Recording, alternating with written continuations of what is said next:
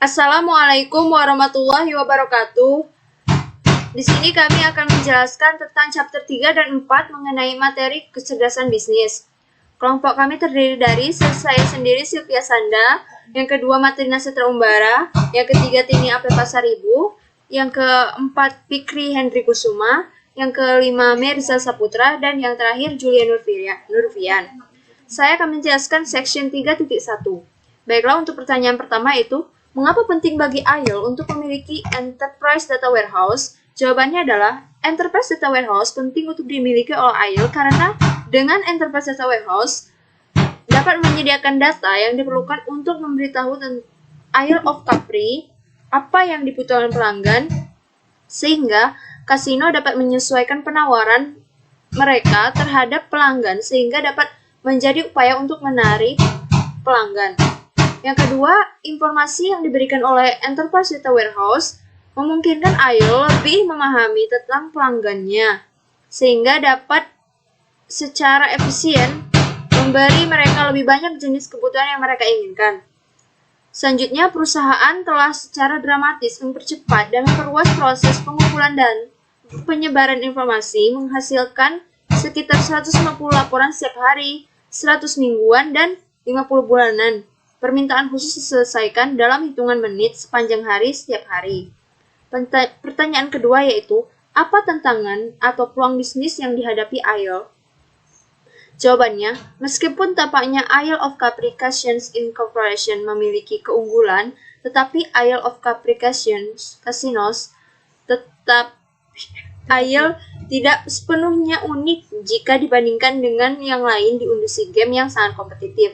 Seperti perusahaan game manapun, keberhasilan IEL sangat bergantung pada hubungannya dengan pelanggannya, yaitu kemampuan untuk menciptakan suasana permainan, hiburan, dan keramah tamahan yang mengantisipasi kebutuhan pelanggan dan melampaui harapan mereka.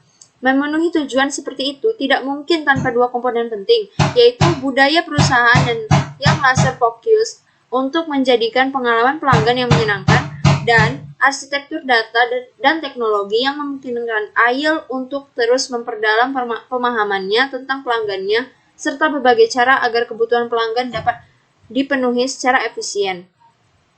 Pertanyaan selanjutnya, bagaimana proses yang diikuti IEL untuk menunjukkan Enterprise Data Warehouse, mengomentari tantangan potensial yang mungkin dialami IEL melalui proses pengembangan Enterprise Data Warehouse?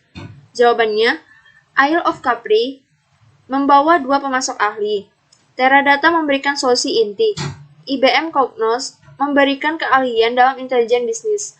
IEL menyewa tim manajemen yang memahami bagaimana EDW dapat mendukung pengambilan keputusan di IEL.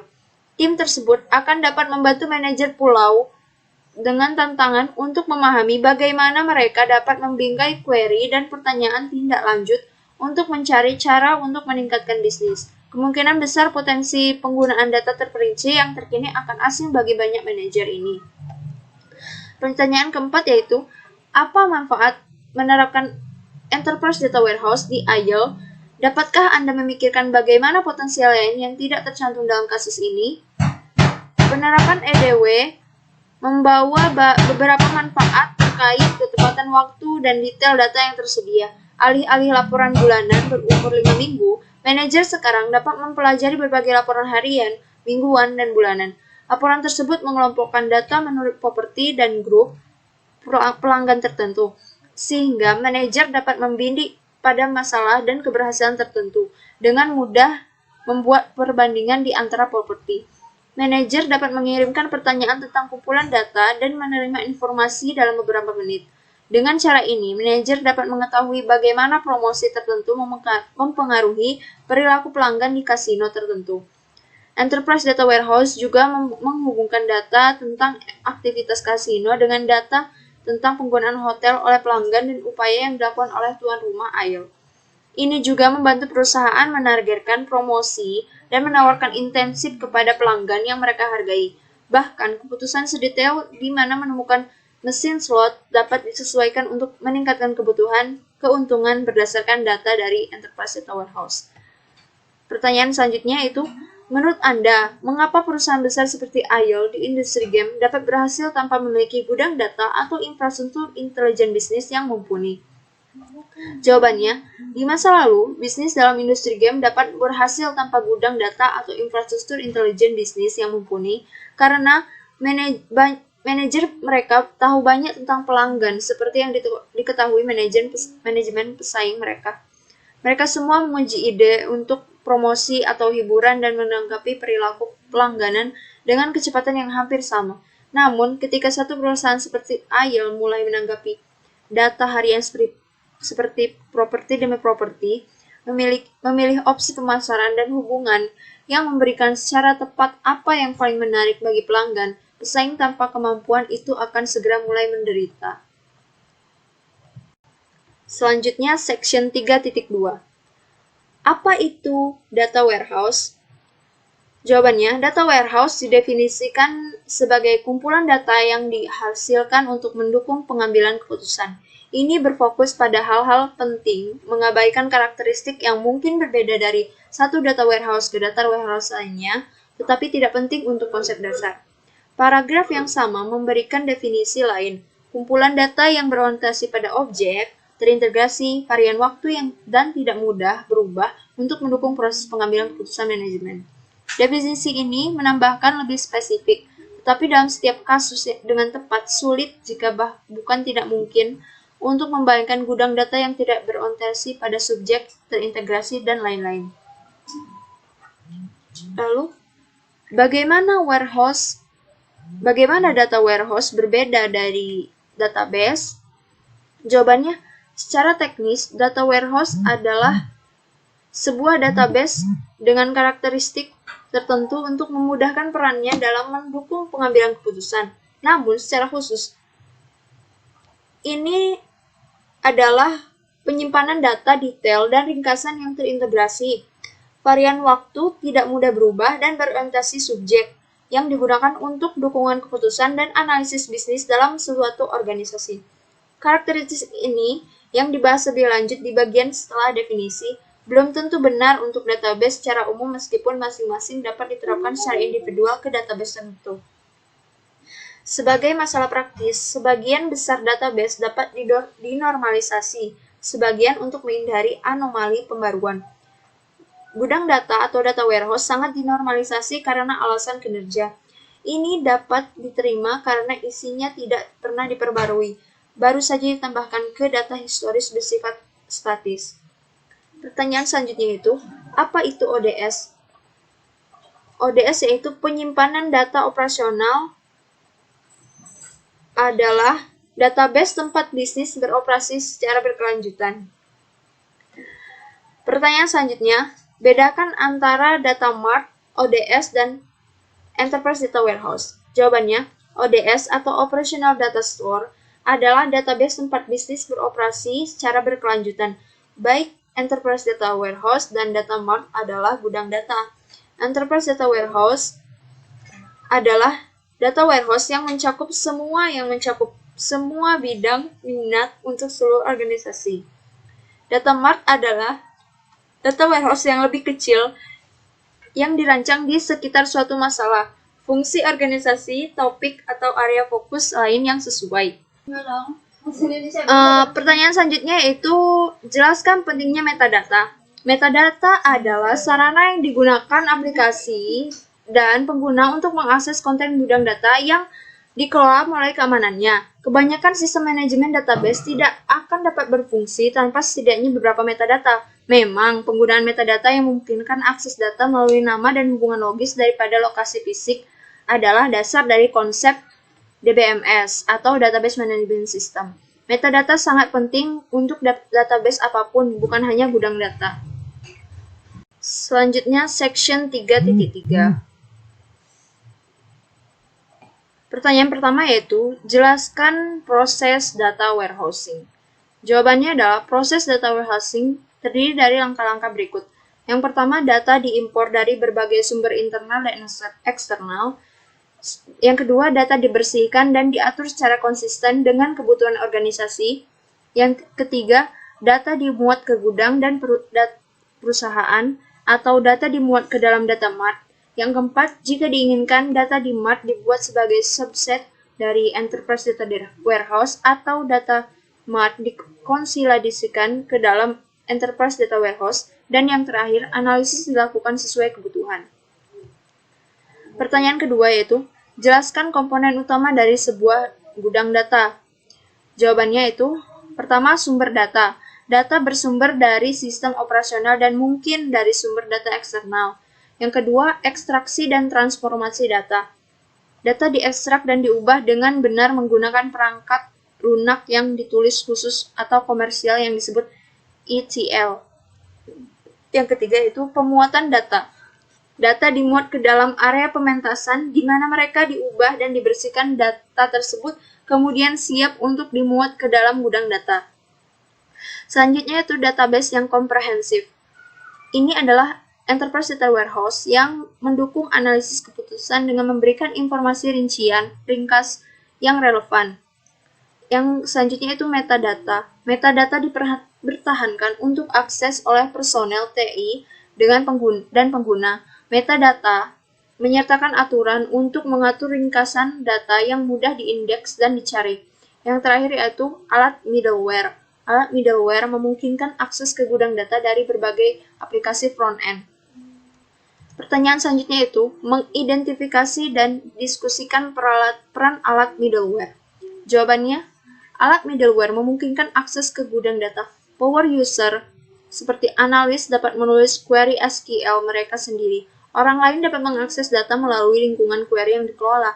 Ada banyak aplikasi front-end yang bisa digunakan pengguna bisnis untuk berinteraksi dengan data yang disimpan dari repository data, termasuk penggalian data, OLAP, alat pelaporan, dan alat visualisasi data. Semua ini memiliki persyaratan akses datanya sendiri. Itu mungkin tidak cocok dengan bagaimana gudang data tertentu harus diakses. Middleware menerjemahkan di antara keduanya. Selanjutnya akan dijelaskan oleh Martina Setra-Umbara. Selanjutnya, section 3.4. Apa persamaan dan perbedaan utama antara arsitektur 2 tingkat dan arsitektur 3 tingkat?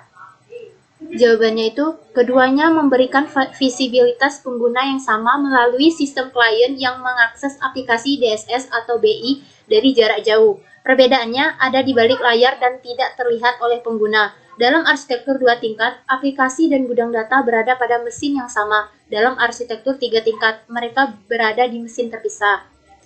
Yang kedua, bagaimana web mempengaruhi desain data warehouse? Jawabannya itu, yaitu terutama dengan memungkinkan pergudangan data berbasis web. Yang ketiga, buat daftar arsitektur data warehousing alternatif yang dibahas di bagian ini. Jawabannya yaitu yang pertama, arsitektur data mart independent. Yang kedua, arsitektur bus data mart dengan data mart dimensi yang terhubung. Yang ketiga, arsitektur hub and spoke atau pabrik informasi perusahaan. Yang keempat, arsitektur data warehouse yang terpusat. Yang kelima, arsitektur gabungan. Kemudian, yang keempat, masalah apa yang harus dipertimbangkan saat memutuskan arsitektur mana yang akan digunakan dalam mengembangkan gudang data. Sebutkan 10 faktor terpenting. Jawabannya yaitu yang pertama, saling ketergantungan informasi antara unit organisasi. Yang kedua, kebutuhan informasi manajemen atas. Yang ketiga, urgensi kebutuhan data warehouse. Yang keempat, sifat tugas pengguna akhir. Yang kelima, batasan sumber daya. Yang keenam, tampilan strategis data warehouse sebelum implementasi. Ketujuh, kompatibilitas dengan sistem yang ada. Yang kedelapan, kemampuan yang dirasakan dari staf TI internal. Yang kesembilan, masalah teknis. Yang kesepuluh, faktor sosial atau politik. Yang terakhir, yang kelima, yaitu arsitektur data warehousing, mana yang terbaik? Mengapa? Jawabannya, lihat tabel 3.1 rata-rata skor penilaian untuk keberhasilan arsitektur. Yang menarik adalah kesamaan rata-rata untuk bus, hub, and spoke, dan arsitektur terpusat. Perbedaannya cukup kecil sehingga tidak ada klaim yang dapat dibuat untuk keunggulan arsitektur tertentu di atas yang lain, setidaknya berdasarkan perbandingan sederhana dari ukuran keberhasilan ini. Selanjutnya, section 3.5, yaitu jelaskan integrasi data. Integrasi data adalah istilah umum yang mencakup 3 proses yang digabungkan untuk memindahkan data dari berbagai sumber ke dalam gudang data, mengakses data, menggabungkan berbagai tampilan data, dan menangkap perubahan pada data. Yang kedua, jelaskan 3 langkah proses ETL, yaitu ekstraksi, memilih data dari salah satu atau lebih sumber dan membaca data yang dipilih. Kemudian transformasi, yaitu mengubah data dari bentuk aslinya ke bentuk apapun yang data warehouse butuhkan. Langkah ini seringkali juga mencakup pembersihan data untuk menghapus kesalahan sebanyak mungkin. Kemudian muat, yaitu memasukkan data yang telah diubah ke dalam data warehouse. Kemudian yang ketiga, mengapa proses ETL sangat penting untuk upaya data warehousing, yaitu karena ETL adalah proses di mana data dimuat ke gudang data. Data warehouse tidak akan ada tanpanya. Proses ETL juga berkontribusi pada kualitas data di data warehouse. Selanjutnya, section 3.6, yaitu buat daftar manfaat gudang data, yaitu manfaat langsung meliputi yaitu memungkinkan pengguna akhir untuk melakukan analisis ekstensif dalam berbagai cara. Yang kedua, pandangan terkonsolidasi dari data perusahaan atau yaitu satu versi kebenaran. Yang ketiga, informasi yang lebih baik dan lebih tepat waktu sebuah gudang data mengizinkan pemrosesan informasi untuk diturunkan dari sistem operasional yang mahal ke server berbiaya rendah. Oleh karena itu, permintaan informasi pengguna akhir dapat diproses lebih cepat. Kemudian, peningkatan kinerja sistem gudang data membebaskan pemrosesan produksi karena beberapa persyaratan pelaporan sistem operasional dipindahkan ke DSS. Selanjutnya, penyederhanaan akses data manfaat tidak langsung muncul ketika pengguna akhir memanfaatkan manfaat langsung ini. Yang kedua, buat daftar beberapa kriteria untuk memilih vendor gudang data dan jelaskan mengapa itu penting. Jawabannya, 6 kriteria penting adalah kekuatan finansial, keterkaitan ERP, konsultan yang berkualitas, pangsa pasar, pengalaman industri, dan kemitraan yang mapan. Hal ini penting untuk menunjukkan bahwa vendor kemungkinan besar akan menjalankan bisnis untuk jangka panjang, memiliki kapasitas dukungan yang dibutuhkan pelanggannya, dan untuk menyediakan produk yang saling beroperasi dengan produk lain yang dimiliki atau mungkin diperoleh pengguna potensial. Seseorang dapat menambahkan yang lain, seperti fungsionalitas produk, atau apakah itu melakukan apa yang kita butuhkan, visi strategis vendor, atau apakah arah mereka masuk akal untuk rencana masa depan kita, dan atau konsisten dengan tren industri, dan kualitas referensi pelanggan. Apakah pelanggan mereka yang ada memikirkan mereka? Yang ketiga, apa itu OLAP dan apa bedanya dengan OLTP? Jawabannya, data yang disimpan di gudang data dapat dianalisis menggunakan teknik yang disebut OLAP. OLAP adalah salah satu teknik analisis data yang paling umum digunakan di gudang data. OLAP adalah pendekatan untuk menjawab pertanyaan ad hoc dengan cepat yang membutuhkan analisis data. OLTP berkaitan dengan penangkapan dan penyimpanan data. OLAP berkaitan dengan analisis data itu. Yang keempat, apa itu kubus? Apa yang dimaksud dengan menelusuri, menggulung, dan mengiris, dan memotong? Jawabannya, struktur operasional utama di OLAP didasarkan pada konsep yang disebut kubus. Kubus di OLAP adalah struktur data multidimensi atau aktual atau virtual yang memungkinkan analisis data cepat. Menggunakan OLAP, seseorang analisis dapat menavigasi melalui database dan layar untuk subset data tertentu atau perkembangannya dari waktu ke waktu dengan mengubah orientasi data dan menentukan perhitungan analitis. Jenis navigasi data yang dimulai pengguna ini melalui spesifikasi irisan atau melalui rotasi, dan lihat perincian ke atas atau melalui agregasi dan disagregasi. Kadang-kadang disebut irisan dan dadu. Operasi OLAP yang umum digunakan termasuk mengiris dan dadu, menelusuri ke bawah, menggulung, dan pivot. Kemudian slice adalah himpunan bagian dari larik multidimensi atau biasanya representasi dua dimensi yang sesuai dengan himpunan nilai tunggal untuk satu atau lebih dimensi yang tidak ada dalam himpunan bagian. Kemudian dadu. Operasional dadu adalah irisan pada lebih dari dua dimensi kubus data. Selanjutnya, drill down atau up. Drill down atau up adalah teknik OLAP spesifik di mana pengguna menavigasi di antara level data mulai dari yang paling diringkas atau naik hingga yang paling detail. Kemudian, yang terakhir, apa itu rollup, mollup, dan hollup? Apa perbedaannya dengan OLAP? Jawabannya, rollup adalah singkatan dari Relational Online Analytical Processing. Rollup merupakan alternatif dari teknologi mollup atau multidimensional OLAP. Meskipun alat analitik rollup dan mollup dirancang untuk memungkinkan analisis data melalui penggunaan model data multidimensi, rollup berbeda karena tidak memerlukan perhitungan dan penyimpanan informasi. Sebaiknya, alat rollup mengakses data dalam database relasional. Yang kelima, apa itu rollup dan mollup dan hollup? Apa perbedaannya dengan OLAP?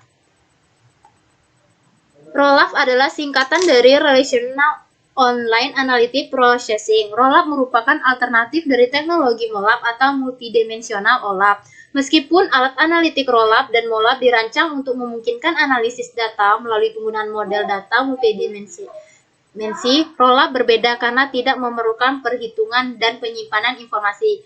Sebaliknya, alat rollup mengakses data dalam database relasional dan menghasilkan query SQL untuk menghitung informasi pada tingkat yang sesuai ketika pengguna akhir memintanya.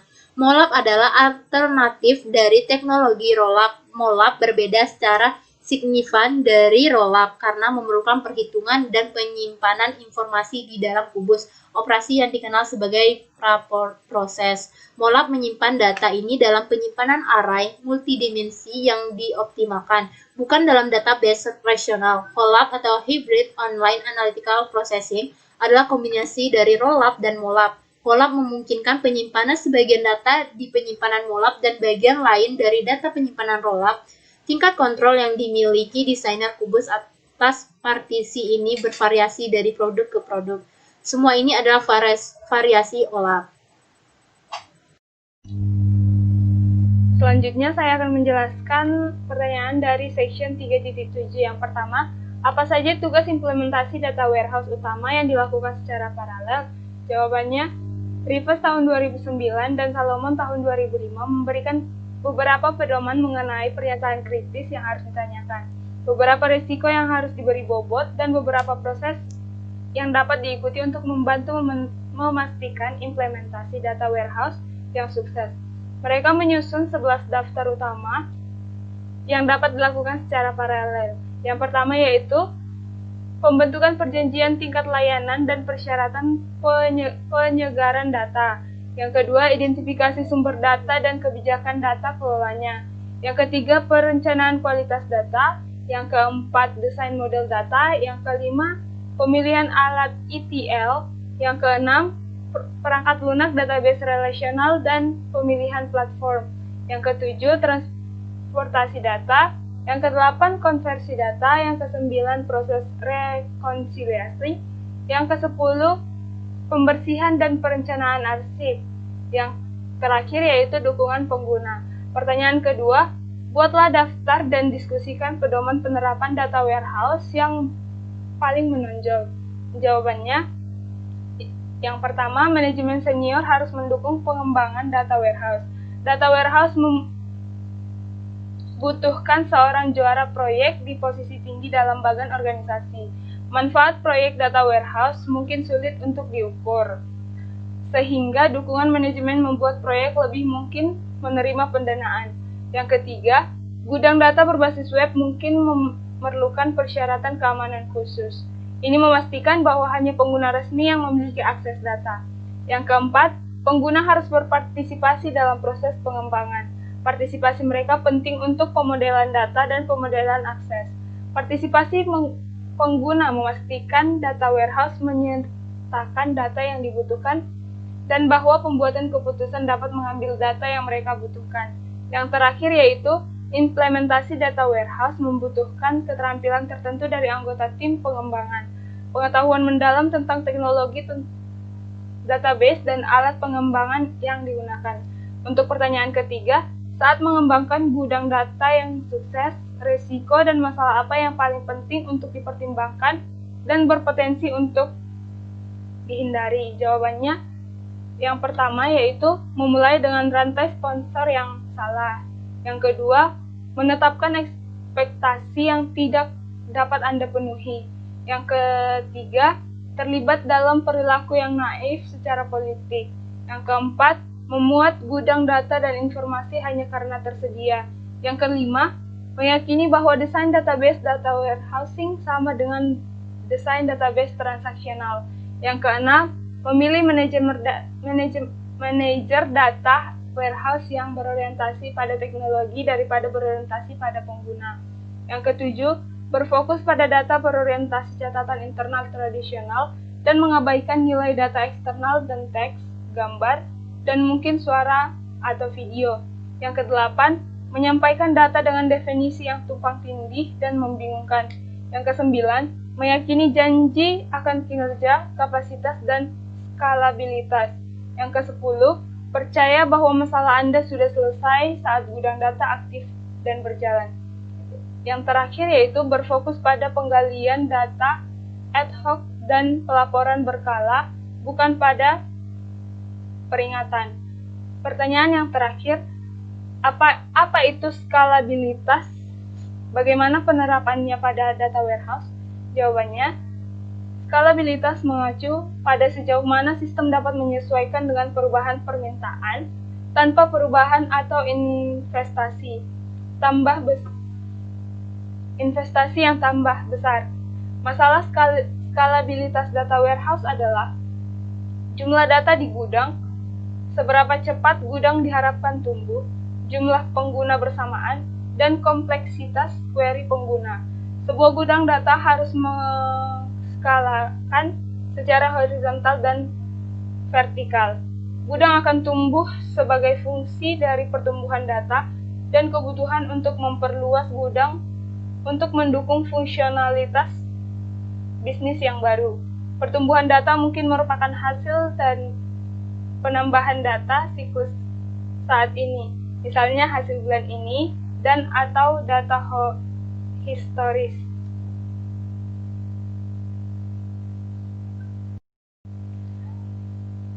Selanjutnya untuk section 38. Pertanyaan yang pertama, apa itu RDW? Jawabannya adalah gudang data real time di mana data pengambilan keputusan diperbaharui secara berkelanjutan saat transaksi bisnis terjadi, sama seperti gudang data aktif atau ADW. Yang kedua, sebutkan manfaat dari RDW. Manfaat dari RDW yaitu memperluas manfaat data warehousing secara umum hingga pengambilan keputusan taktis dan mungkin operasional. Ini memperdayakan orang-orang yang berinteraksi langsung dengan pelanggan dan pemasok dengan memberi mereka informasi untuk membuat keputusan. Ini kemudian dapat diperluas ke pelanggan dan pemasok itu sendiri, sehingga mempengaruhi hampir semua aspek layanan pelanggan, SCM, logistik, dan seterusnya. Ini juga dapat memfasilitasi aktivitas bisnis elektronik seperti ketika outlet penjualan seperti Overstock.com dikutip dalam teks menggunakan data historis untuk menentukan harga penutupan yang baru. Untuk pertanyaan yang ketiga, apa perbedaan utama antara gudang data tradisional dan RDW? Yang pertama, gudang data tradisional atau TDW digunakan untuk keputusan strategis dan terkadang taktis. Sebuah RDW untuk strategi dan taktis atau terkadang operasional. Yang kedua, hasil penggunaan TDW bisa jadi sulit diukur. Hasil pengukuran RDW diukur dengan data operasional. Yang ketiga, refresh rate TDW yang dapat diterima berkisar dari harian hingga bulanan. Data RDW harus tepat waktu. Yang keempat, ringkasan TDW sering kali sesuai. RDW harus menyesuaikan data rinci.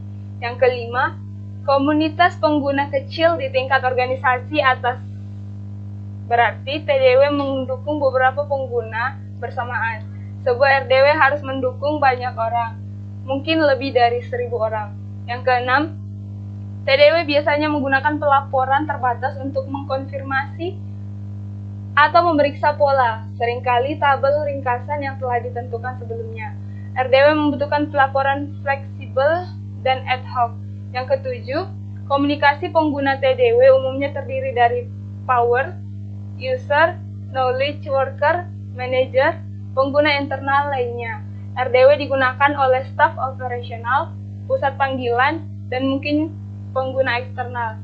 Untuk pertanyaan yang keempat, buatlah beberapa daftar driver untuk RDW. Jawabannya yang pertama, sebuah bisnis seringkali tidak mampu menunggu sepanjang hari untuk memuat data operasionalnya ke dalam gudang data untuk dianalisis. Yang kedua, gudang data tradisional telah menangkap snapshot dari status tetap organisasi alih-alih data waktu nyata tambahan yang menunjukkan setiap perubahan status dan pola yang hampir analog dari waktu ke waktu. Yang ketiga, dengan arsitektur hook and spoke tradisional, sulit untuk mempertahankan sinkronisasi metadata. Juga mahal untuk mengembangkan, memelihara, dan mengamankan banyak sistem dibandingkan dengan satu gudang data besar sehingga data terpusat untuk alat BI atau BA. Yang kelima, dalam kasus beban batch malam yang besar, pengaturan ETL yang diperlukan dalam daya pemrosesan untuk pemuatan gudang data malam yang besar mungkin sangat tinggi dan prosesnya mungkin memerlukan waktu yang lama. EAI dengan pengumpulan data waktu nyata dapat mengurangi atau menghilangkan proses batch setiap malam.